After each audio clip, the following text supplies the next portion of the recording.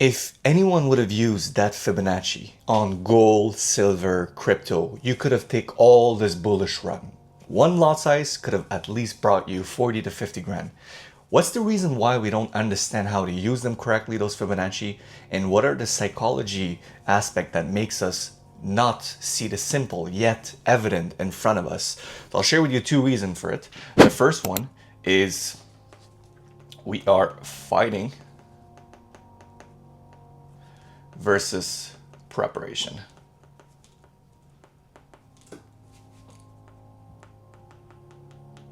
We constantly fight instead of preparing. And what I try to mean by this is that we are wired in our day-to-day life that we need to work. We need to do something. We need to be active. In the trading industry, it's way too easy to open your chart and to try to find a setup every session.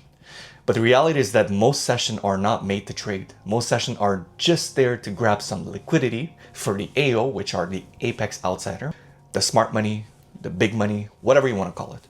So they're trying to liquidate most of stop losses to accumulate enough and then eventually just break and go into a trend. So that's why we've seen so many times that most of the best traders are usually trading during a trendy market, not during a consolidation. Consolidation is basically not doing anything.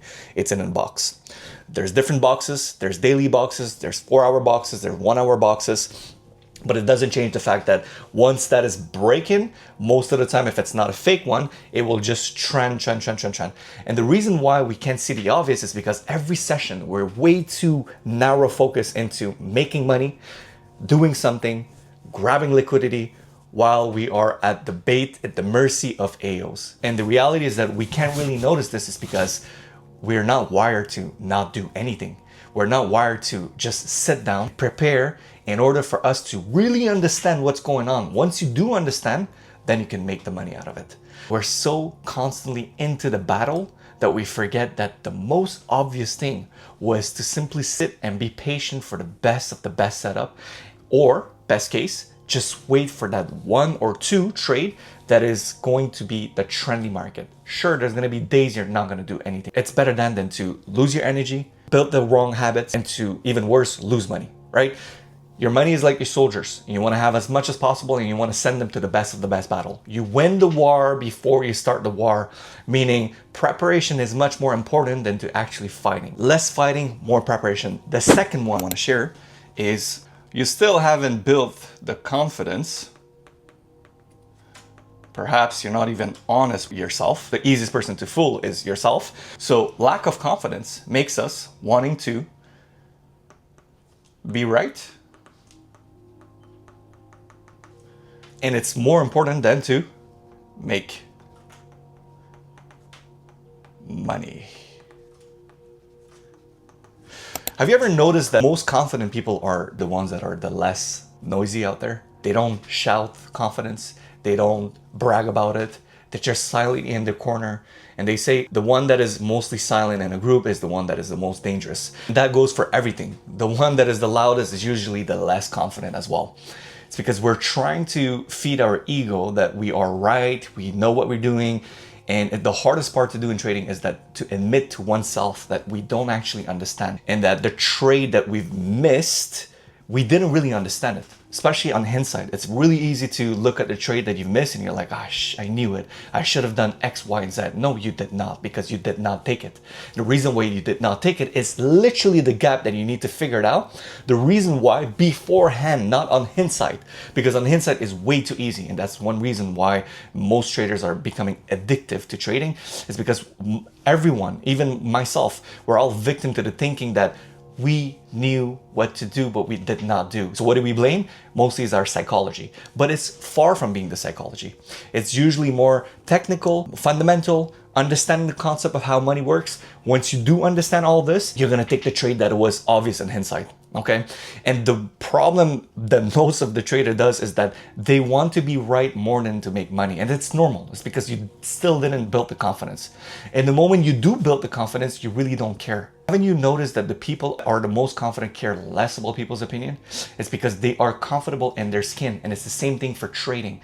The more confident you are on your trading skills, the less you want to shout or show to people that you are right or whatnot. Because you know at the end of the day, at the end of the quarter, at the end of the year, you're going to still come out profitable. And that confidence comes from evidence, not from shouting yourself that you are confident, right? It comes from evidence, comes from data, comes from constant, repetitive iteration, work, and then eventually you will start to build that confidence.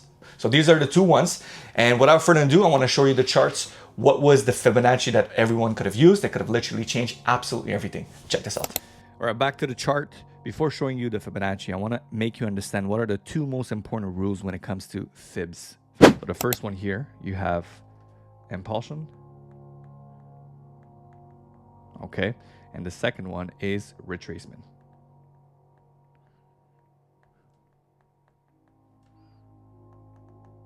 Okay.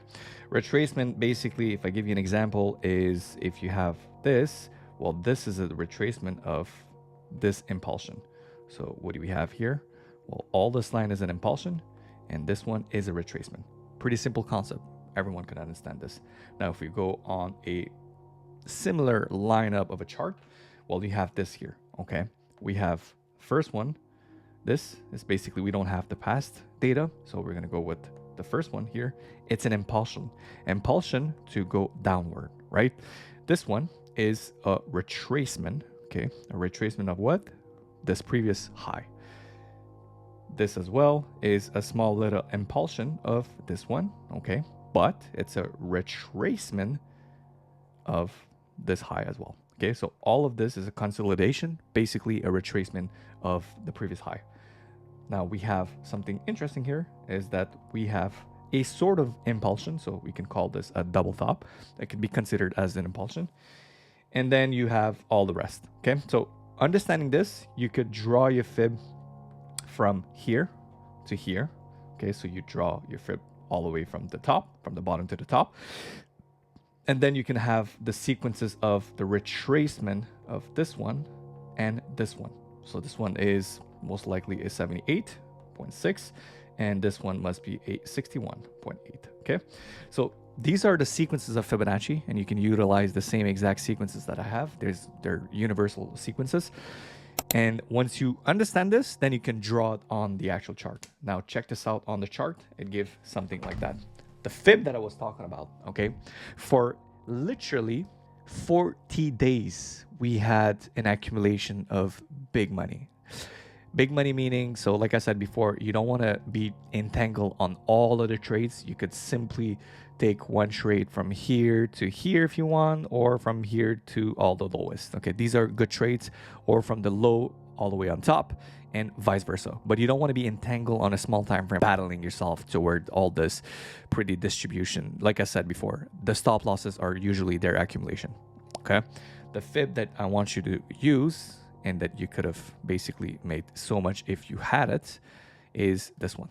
So you put it from the bottom, the impulsion from all the way on top here. Okay, this is the fib. So let's be precise, and voila.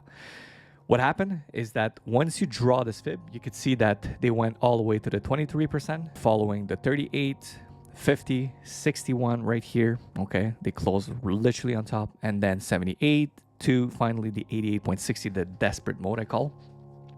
This is the last attempt. And anyone who got this beautiful trade, well, they got literally the best price. Okay, this was the 17th of July. Then they had another impulsion to finally did another beautiful retracement all the way to the 78.6. So you could see that it is following a pattern. So lower high, and lower high. Right here, and then right here. And then the last one is right here to finally push the price all the way back on top. So let's look at the take profit area. These are the minus 27.20, minus 61, minus 100, and then on and on. But let's look at all the take profit. This one, you could see that they pierced, like without any hesitation. They went all the way back up to the minus 61 to finally do a fake out, not really touch the minus 100. Just a matter of time. They want to accumulate a little more to push it all the way back up to the minus 161.20, 26. So you could even go on a smaller time frame, and you could see the precision of their willingness and the intention to go all the way back on top here. Now, are they willing to go all the way back on top here? The only thing that's going to give you this indication is fundamental. If you understand the fundamental, if you follow it correctly, then these are likely the next level that they want to go. What level is that? Is the 47.26. Next upcoming level would be this, obviously. So you could see that this fib was utilized perfectly. Now, I don't want to make this complicated because I want to keep it as simple as possible. So that fib was the right one, okay? Now, what if someone would have thought that we're not going bullish and we were going bearish? Well, they would have put this all the way back to the low side. And you could see even then, the sequences are respected perfectly. In a sense, like nothing is really perfect, but you get my point. So the 78.60, 50% right here, clean cut, the 38.20%, you have the 61.80, and it was lagging all the way this top here until it was a Tuesday around the Tokyo session. They started to pull the trigger and to go all the way back on top. Let me show you another fib you could have used. This one, not a lot of people would see it, but I could see it. So this right here is an impulsion right here. So once you have experience, you could see it correctly. So if you draw your fib, I could draw it from here all the way to here. So 23%. And voila. Clean 23%. And then following all the take profit area. It's respecting and touching all the take profits. So although the trend has begun, is it too late? Not really. Let's see something early on. So for example, this one. Well, I could see there's an impulsion from here to here. So right here, all the way here. And this gives us the 38.20%. I just see it in advance. Let's see if I'm right. Yep, the 38.20% and a small little leak. Like if they wanted to touch the 50%, we could see that they really didn't touch it. It's just kind of a fake out. Okay, so the 28.20% was the right fib. So let's be precise here. And you can see the sequences of take profit was perfectly touched. The minus 127%, once again, touched it perfectly here. So that's how you can utilize Fibonacci. And the point of the video was to not battling yourself all the way. Like don't be entangled to here. Like just hypothetically, let's say that you had one single trade and you catch it around 65-ish. So around here, okay, you got this trade and you kept it all the way to here, for example, 65. Okay, let's round it up. So you have 5,000 pips, one lot size, 50 grand, right? Two lot size, 100, three, you get the drill. You see what I mean? So you did not have to over risk, over trade. All you had to do is really, really understand what's going on within the market, what's the intention, and to sit for the best of the best setup. And what is the best of the best setup? Well, again, it's a confluence of timing, fundamental, technical, understanding what's going on within the structuration. Is it an accumulation? Is it a distribution? And that answer is only given by following the fundamentals. Hopefully this was insightful. If you guys have any question, don't hesitate, comment, tell me what you want in the next upcoming video. God bless you all. I hope you're going to do the best of the best. Be legendary. I'll see you in the next one. Cheers.